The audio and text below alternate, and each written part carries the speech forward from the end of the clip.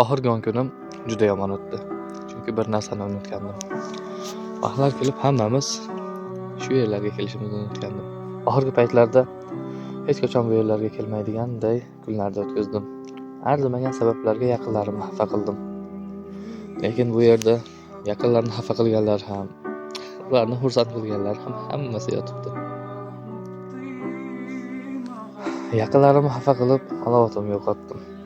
To'g'ri, bu dunyoda halovat yo'q, lekin haqiqiy halovatni biz bu yerga o'zimiz kelganda emas, biz olib kelishganda topamiz.